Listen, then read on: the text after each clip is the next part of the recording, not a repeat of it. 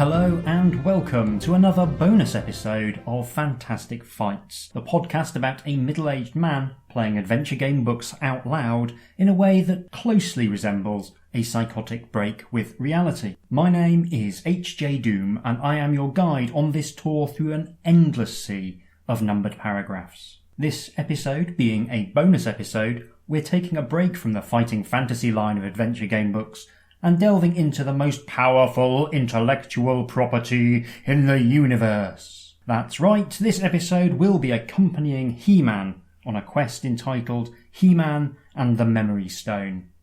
This combines three things I love: old Saturday morning cartoons, adventure game books, and Ladybird books. He-Man, for those that need an introduction, was a phenomenally popular line of action figures that I was completely obsessed with at the age of 5. Cheaply made but dripping with character, the toys presented a huge range of implausibly muscled heroes and villains with a distinctive aesthetic that was a combination of barbarian fantasy and science fiction. The titular He-Man was the alter ego of Prince Adam, a classic feckless scion of the ruling class of Eternia.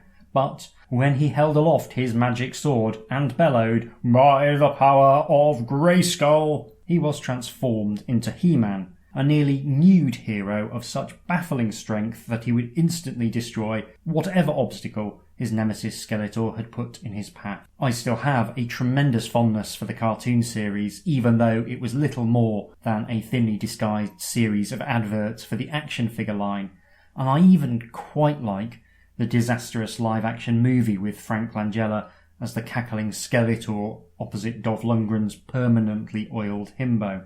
Ladybird books too was something of a rite of passage for people who grew up in England at a certain time. They published small, cheap, hardback books aimed at very young readers. They were famously beautifully illustrated in a vibrant but old-fashioned style. They covered both fiction, often traditional stories, and non-fiction. Their conservative visions of family life in Britain in the 1970s were foundational texts for many children growing up well into the 1980s and beyond. They could be surprisingly daring too. The very first horror story I ever read was the Ladybird adaptation of Dracula, aimed at 5 to 7-year-olds, and it scared me so much that I made crosses out of Lego and slept with a tube of garlic puree beside my bed for several weeks. Ladybird published a series of 6 He-Man adventure game books in the 1980s, and I think I had all of them as a child. Today we'll be playing through He-Man and the Memory Stone, which was released in 1985 when I would have been right in the middle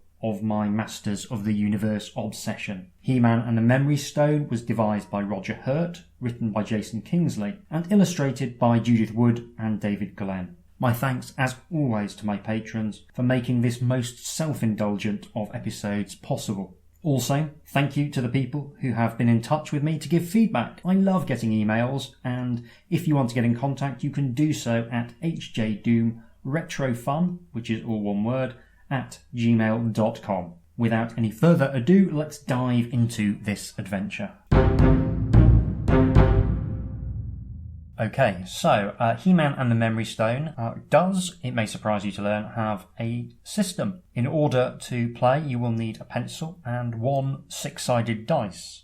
And the instructions are pretty simple. We have 12 life points. So we start at 12. If we lose all 12 of them, the adventure ends and you've got to start again. And it instructs you that sometimes you will meet enemies you have to fight and you will roll the die to find out what happens in these battles. So very, very simple, but nonetheless present. I'll be doing my vision of the voices for these characters based solely on my dim memories of what they sounded like. They probably won't sound anything like the actual characters, because, as long-time listeners will have noted, I'm not very good at doing voices, but I'm going to give it the old college try to try and at least give a semblance of the cartoon. Deep underneath Snake Mountain, deeper than even Skeletor had dared to go before, the slaves Skelcons had found a cavern. They immediately summoned their master. Skeletor rushed through the mines down towards the newly unearthed cavern. "At last we have found it. The brain-draining stone truly exists." Pushing aside his gibbering servants, he entered the small chamber. "Now, to put an end to that laughable buffoon He-Man, I will suck his mind dry."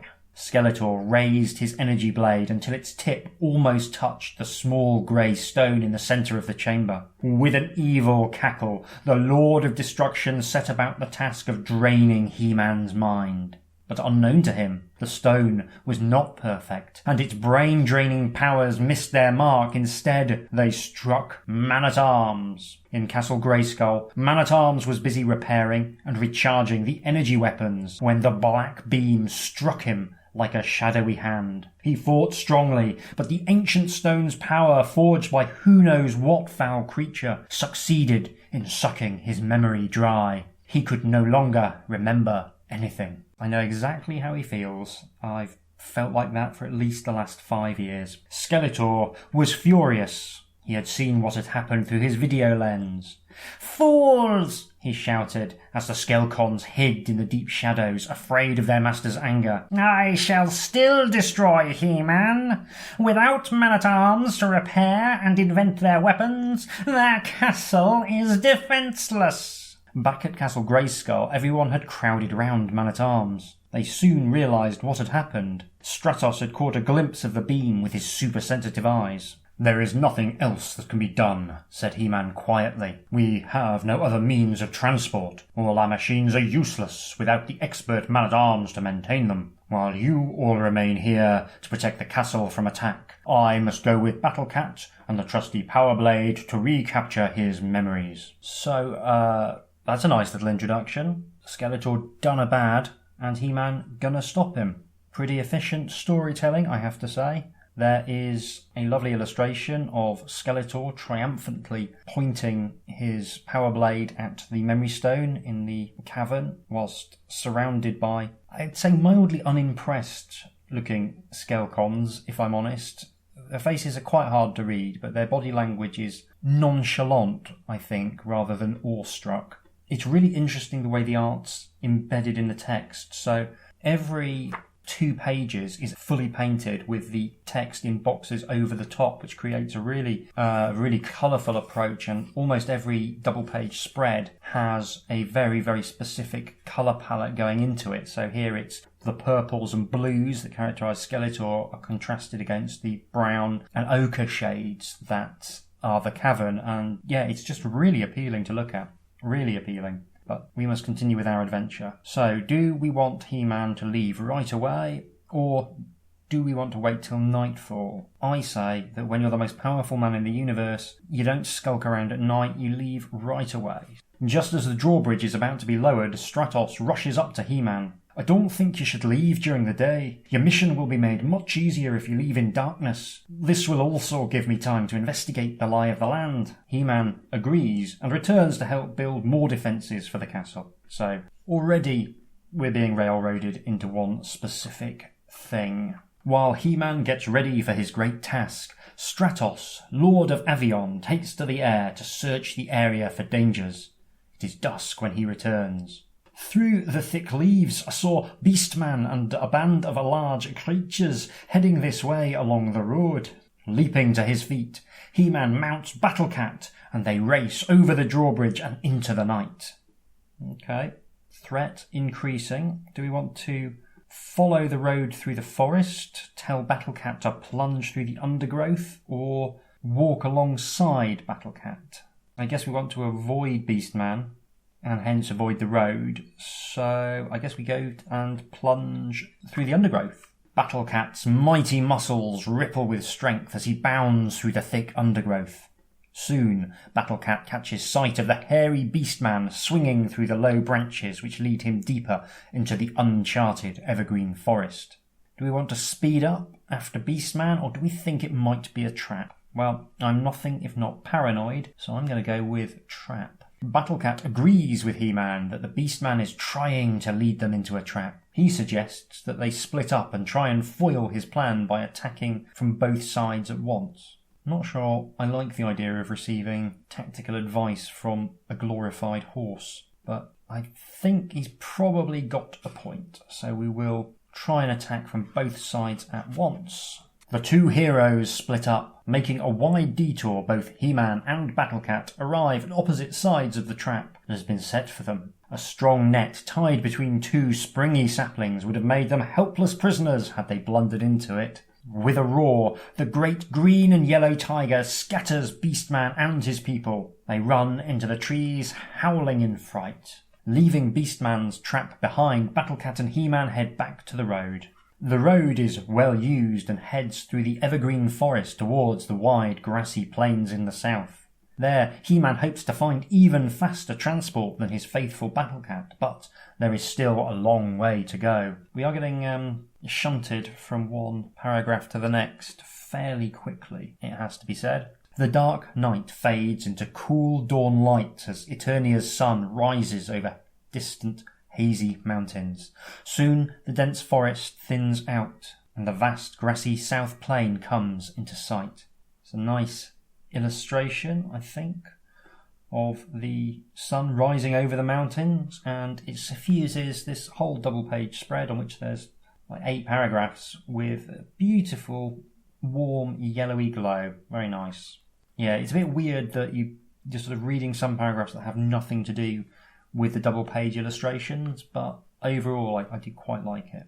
The dawn silence is shattered by a terrible screeching sound. He-Man turns just in time to fend off a hurtling body with his shield.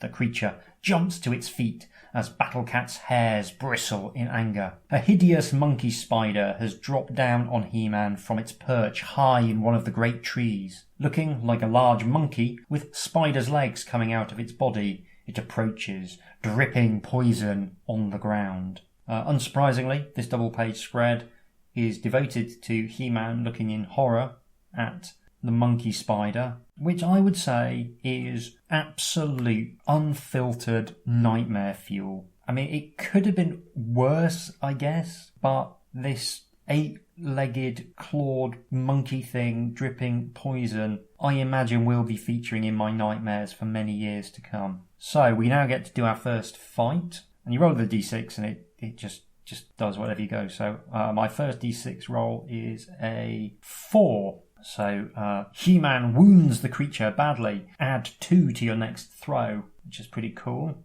So we roll again. I get a 1. But with the 2 added to my next throw, that becomes a 3. And so He-Man wounds the creature. Add 1 to your next throw. So I've actually gone backwards. That's less good. I've got a 4, but with the +1 that takes me to 5. And He-Man knocks the creature out. So good news, we have beaten the monkey spider rather. We have beaten the monkey spider unconscious. I'd have killed it myself. Some things are just too horrifying to be allowed to live, but yeah, at least we've made it past it. Leaving the monkey spider behind, He-Man and Battle-Cat jog through the wispy grass down a gently sloping hillside onto the great southern plain. The creature I seek is a horse with a man's mind, though his human side is tempered with a horse's natural nervousness, says He-Man. He-Man turns to the great cat. The huge tiger nods in agreement. I understand, he growls in reply. If you wish, I will return to Castle Grayskull. Do we want to send him back? I think we do, because under no circumstances do I want to have to do that voice again. We will send Battle-Cat back. Battle-Cat moves away as Thunder Horse comes nearer. He is still very nervous about Battle-Cat, but he says, It is a long time since we last met, He-Man. I am glad to see you again. It is sad that we should meet only because of Skeletor's evil, my friend, replies He-Man. Can you take me across the sands of time? It would be a pleasure, but I can go no further than the far edge of the desert. I cannot help you in the vine jungle, says Thunder Horse. He-Man grips Thunder Horse's mane as together they set off for the desert of desolation and the sands of time. No picture of Thunder Horse, which feels like a missed opportunity. A cloud of dust is seen across the vast grassy plain. Ahead of it gallops the fleet-footed Thunder Horse. Quickly, the great grey dunes appear on the horizon. A scorching wind blows sand from their summits.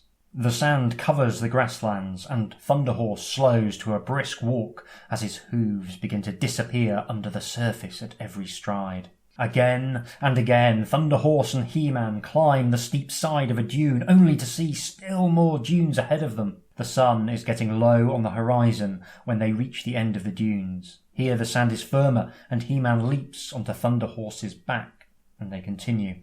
Over to his left, He-Man sees an unusual cone-shaped hollow in the dry sand. Do you want to investigate or tell Thunderhorse to keep going? I think I want to investigate. Who knows what could be within it? Stay here, my friend, says He-Man to Thunderhorse, while I go and investigate. Carefully, He-Man approaches the edge of the deep pit. His sharp eyes catch sight of a dark, shiny object at its centre. Do you want to climb down and investigate? Or kick some sand down the pit? Or return to Thunderhorse and continue on his way? I mean, there's an obvious right answer, isn't there? We could kick some sand down. So, yeah, we'll do that. The dry sand pours down to the bottom of the funnel-shaped pit, where it bounces off the shiny object. With a roar, a huge, glossy black beetle erupts from beneath the sand, ready to devour its victim. But He-Man is too far away, and the beetle sinks back under the sand to begin the long wait for its next meal. Now, that was evocative. Dusk approaches as Thunderhorse gallops across the burning sands towards He-Man's next obstacle, the vine jungle. As they rush along, spears of tough grass begin to appear, then green bushes and small thorn trees until they are at the edge of the thick, moist jungle. Do you dislike the word moist? Thunderhorse stops. Here our ways must part, my friend. I can help you no more. I will return to my green plains. Thank you, replies He-Man. You are a true friend. With a whinny, Thunderhorse gallops off into the dim light. I'm enjoying the different biomes we're getting to visit. Admittedly, we're not spending very long in any of them, but effort's been put in to make it feel like a vibrant and varied world. I am enjoying that. The jungle seems dim and eerie compared to the harsh heat of the desert, but He-Man must go on ahead through the steaming undergrowth. Bright birds flutter high in the trees, rainbow frogs hop away quickly, and monkeys chatter loudly, throwing twigs at one another. Roll the die. If we get a 1 to 3, one thing happens. 4 to 6, another thing happens. We get a 4. The undergrowth gets denser, and He-Man starts to use the power blade to cut his way through the thick vines that block his way. Suddenly, one of the vines seems to grab at his arm. He-Man is surrounded by coiling, grabbing vines. For each one he cuts with the power blade, 2 more drop down to take its place. So I've got another d6 table. I roll a 2. He-Man is scratched by the thick vines. Subtract 1 life point. Life now down to 11. We roll a 5. He-Man holds his own against the vines but cannot get free. We roll a 1. He-Man is being choked by the vines. Subtract 1 life point. 3. The vines squeeze He-Man. Another 1. Another life point. So we're choked by the vines. Am I just going to get garroted to death by these vines? I should point out that on this table, it's quite a tough one. There's only a 1 in 6 chance of freeing yourself. You need a 6. So I just rolled a 4. He-Man can hear cruel laughter from somewhere. Yeah, I'm just rolling until I get a 6. There we go. There's a 6. I skipped over some of the duller entries, but yeah, that's a genuinely tough fight. So we're down to 8 life points, but with a mighty effort, He-Man cuts himself free. So I get to go to the next bit. Tearing himself free of the vines, He-Man rushes out of their reach. And we get to roll the die again to find out what happens. If you get a 1 or a 2, which I've just rolled a 1, so yeah, something bad happens. The ground gives way under He-Man's feet as he sinks into quicksand. So another d6 table. 2. He-Man sinks deeper into the mire. Another 2. He-Man sinks deeper into the mire. 1. He-Man is bitten by something. Subtract 1 life point. Another sinking deeper into the mire. He-Man's struggles make him sink further. He-Man pulls himself to the edge but cannot get a grip. Add 1 to your next throw. So we've got a 5 or a 6 on this. Come on. 5 or a 6? 5 with +1. Flexing his mighty muscles, He-Man pulls himself out of the sticky quicksand. With the slimy quicksand dripping off him, He-Man pulls himself out of danger. Cleaning the worst of the muck off with a couple of broad leaves, he continues through the jungle, keeping a careful lookout for any more quicksand. Soon he reaches a clearing. In the centre of the clearing is a small village surrounded by sharpened poles. Part of these defences have been smashed down. He-Man moves closer. In the centre of a ring of mud huts is the foul creature Whiplash, an evil reptile and servant of Skeletor. He is attacking the small pygmy people. He-Man shouts out a challenge to Whiplash. Whiplash turns angrily and thrashes his massive tail. He charges at He-Man, knocking several of the pygmies aside. And we've got another D6 table. He-Man is wounded by Whiplash. Subtract 1 life point. That's half our life points already gone. 6. I was due a decent bit of luck, to be fair.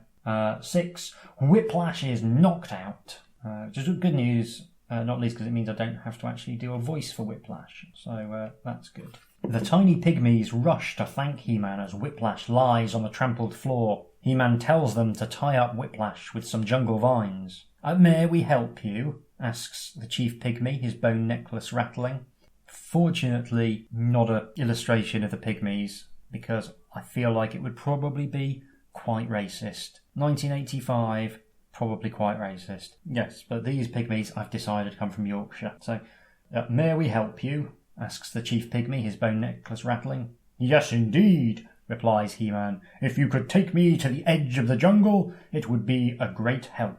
A large band of pygmies, armed with small spears and blowguns, lead He-Man through the jungle to the edge of a high cliff. Many hundreds of feet below begins the volcanic region, which He-Man must cross to get to Snake Mountain, and the stone which holds Man-at-Arm's memory. He turns to thank the pygmies, but they have disappeared back into the jungle. There are several ways in which he could climb down the rocky cliff. Does he want to use the thick creepers that dangle over the edge, or climb down using the many hand and footholds, or search for an easier path down? Like, creepers have a nasty habit of falling off when you use them as ropes, so I'm going to not do that. That one we're definitely not going to do. I think we could climb down using the many hand and footholds in the rock. That seems to be something that ought to be within He-Man's skill set.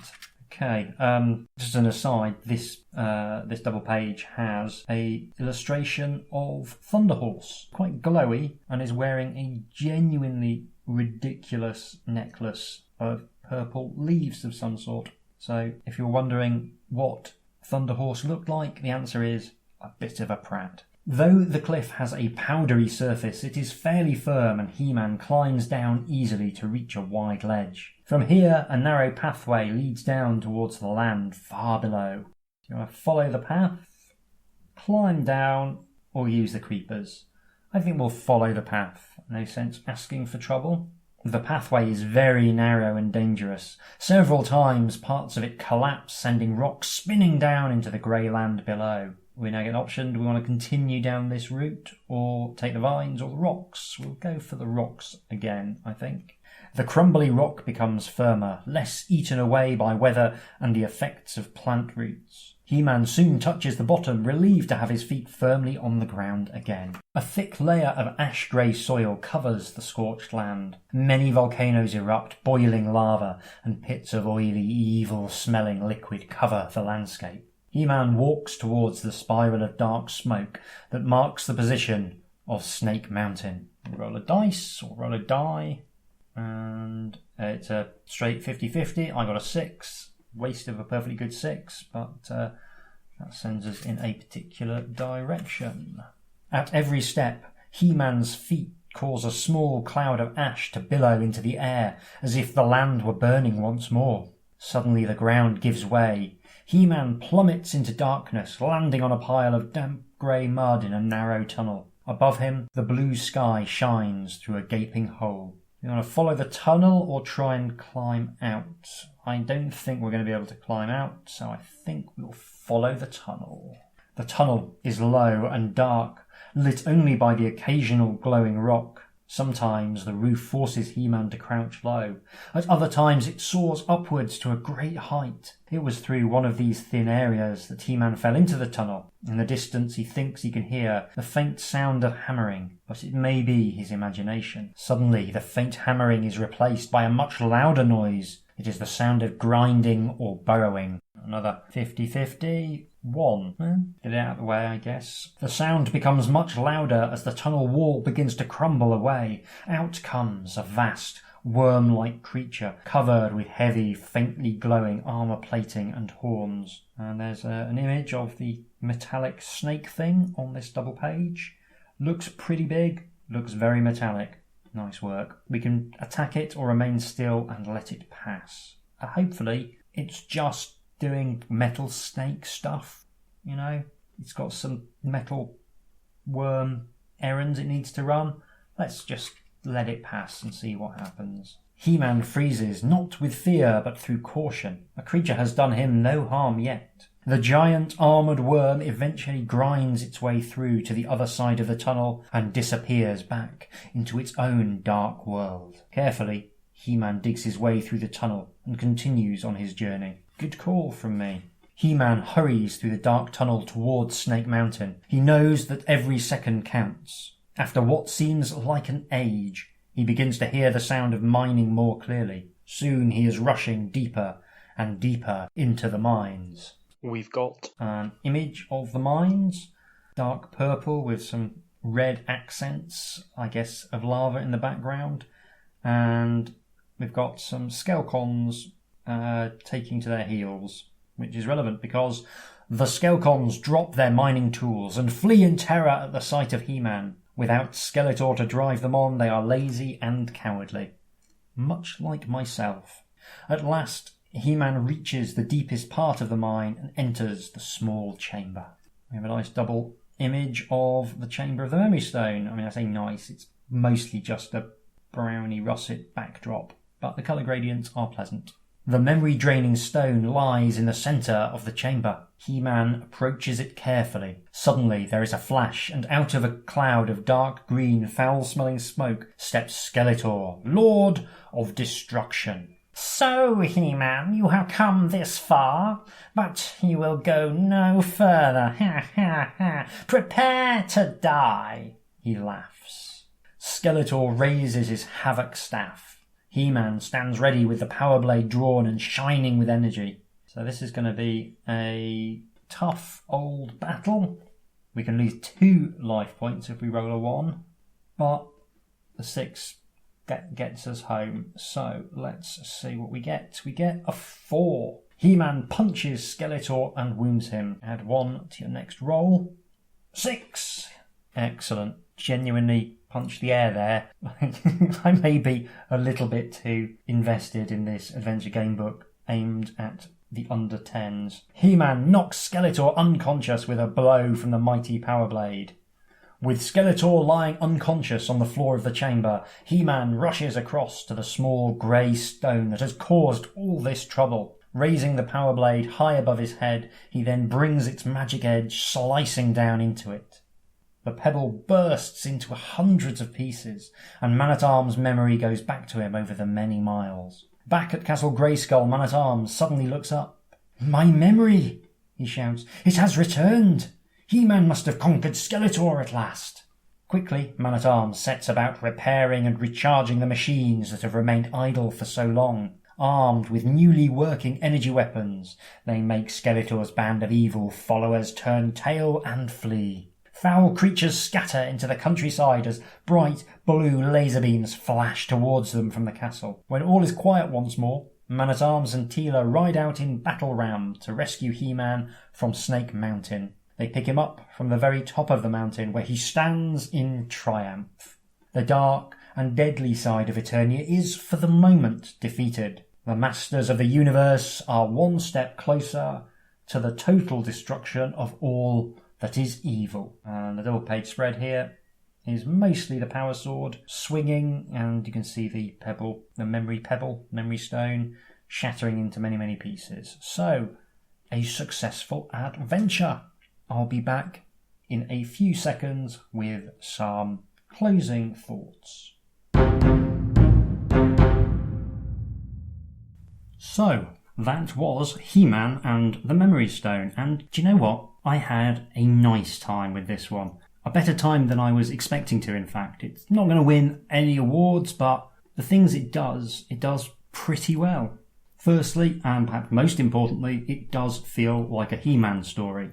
You get to meet a selection of heroes and villains from the Masters of the Universe, and they all act more or less as you would expect. We actually got a little unlucky on that playthrough because we didn't get to tangle with Evil-Lyn or Trapdoor, who are included, but we got to beat up Beastman and Skeletor, and that's the most important thing. I'm also supremely grateful that Orko, the annoying sidekick so beloved of 80s cartoons, didn't get to come with us on our journey. The depiction of He-Man is arguably less powerful, considerably less powerful than his cartoon incarnation, but that's absolutely a necessary feature if you want to have your story retain even a semblance of tension. If you had him powered up to cartoon levels, it would have been a very, very short adventure. I felt the locations were all memorable and suitably over the top. We got to go through forests, desert, mines and more on the journey, and the locations all have a distinctive feel, and that's enormously helped by the art, which bathes every double-page spread in a single dominant colour appropriate to the environment for at least some of the paragraphs featured on the pages. Sometimes you're in a tunnel and there's a picture of a horse in a silly necklace, but that's fine. Having full colour illustrations throughout is a definite bonus, even if the number of paragraphs per page makes the actual space for the art quite small. It just feels like a high quality product. It feels like something where care and attention has been lavished on it, which is unusual for this kind of spin-off material. It manages to squeeze 150 paragraphs into its very short page count, which is no mean feat in and of itself. Opening and closing paragraphs aside, there's a tremendous economy of words being used to describe the adventure, but it all does what it needs to do. I think writing for very young children is a tremendous challenge, and this is a book that rises to that challenge remarkably well. It's simple, but it isn't stupid. Everything makes sense, and at no point did I feel like I was being patronised. That was a big contrast to the Dungeons & Dragons Endless Quest book we covered a while back, which, despite a longer page count, frequently felt both patronising and stupid. I'm also very impressed by the system being used by the book as well. It shows what you can do with absolute economy. Crucially, there's only one thing the reader needs to track: He-Man's life total as it dwindles down from 12. Everything else is handled with spot rules which are written on the page as and when they occur. This dramatically reduces the amount of information a young child needs to hold in their head at the same time as reading the words on the page. Making sure that everything is resolved using a single 6-sided die is also a smart move for me, because apart from anything else, it's the sort of thing any household should be able to rustle up from their games box if they play any kind of family games at all. I thought the combat was pretty clever. I loved how everything ran off a unique D6 table and how those tables were adjusted to reflect the threat level. There's a consistency there, which is so important for making a game feel fair, but at the same time there's scope to differentiate encounters, both in terms of how easy they are to get past and also the flavour they impart through the different die roll results. That's something I'm almost certainly going to nick for a future gaming project. It feels like there's a lot more you could do with this core system, and that's an amazing surprise, and also something that's not always true of some of the bigger gamebook series. You've also got luck playing a part in the decision making, with some branches in the narrative being determined by a random die roll. I think it probably does this a little too much. It's fine occasionally, but I'd have preferred a bit more of a sense of agency at certain points. Having it usually be a 50-50, but occasionally adjusting the odds, is also a very nice touch, because it means you can adjust the difficulty of the roll. And that's something that Fighting Fantasy struggles with to an extent. Luck rolls are dependent on how many times you've already made a luck roll. So if you want to make a situation more dangerous using luck rolls, you have to contrive ways to reduce the player's luck before they get to it, which essentially means creating other situations where players test their luck. This gets around that at a cost of feeling more arbitrary. If you want to have it be you only got a 1 in 6 chance of the good outcome, you can do that at any encounter. Of course, the cost of that is it does feel more arbitrary. I think there's probably a happy medium somewhere that's quick and easy and brings the best of both worlds. Now, many of the decisions you do get to make in a narrative are quite straightforward. I think even a young child could land on the sensible option most of the time, given the abundance of contextual clues. This highlights a tension I've observed before. If you always play fair, there's no sense of jeopardy. But if you don't provide any clues, then everything feels random. Sometimes what looks like the right answer needs to trip you up to maintain a sense of threat, but getting the balance right is really hard. And I think given the age group this book targets, I've no great problem with how it implements decision making. It's quite clever that a small child should be able to complete the adventure on a first playthrough, but then have different adventures subsequently thanks to the random die rolls. I think that's a very neat piece of synchronicity that they've included. Lastly, there's something very subtle that this book does well. There's quite a lot of places where you get bounced straight from one paragraph to the next, which regular listeners will know is one of my pet hates. It's something that is very hard to avoid entirely in gamebook design, especially if you want a nice round number of paragraphs, but is all too often a lazy way of bulking out the paragraph count in general. Here though, there's a few occasions where one paragraph sets up a tension or asks a question, which is then resolved when you flick to the next one. And just the simple act of having to find another page creates a sense of temporal separation between the two sections, and that can be used to heighten the passage of time or set up incredibly mild cliffhangers. And that's something I'd not considered before, but something that, again, I think I might be stealing for my own projects. I'm going to stop overthinking a book aimed at primary school children now. If I get any deeper down this rabbit hole, I'll end up just going through it line by line and word by word. I'll just sum up by saying that this was better than it had any right to be, and leave it at that. Thanks for listening, and don't forget that if you want to ensure a steady stream of additional content for this podcast, you can do so by supporting me on Patreon at patreon.com/HJDoom. Any and all support is very gratefully appreciated, but if you can't, that's fine. This podcast will remain free to everyone. If you've got strong opinions about He-Man, and who doesn't, you can tell me all about them at HJDoomRetroFun, all one word, at gmail.com. I'll be back in a couple of weeks to delve into the soul-shuddering horrors contained within the fighting fantasy book House of Hell, but until then, stay safe, be kind, and take care.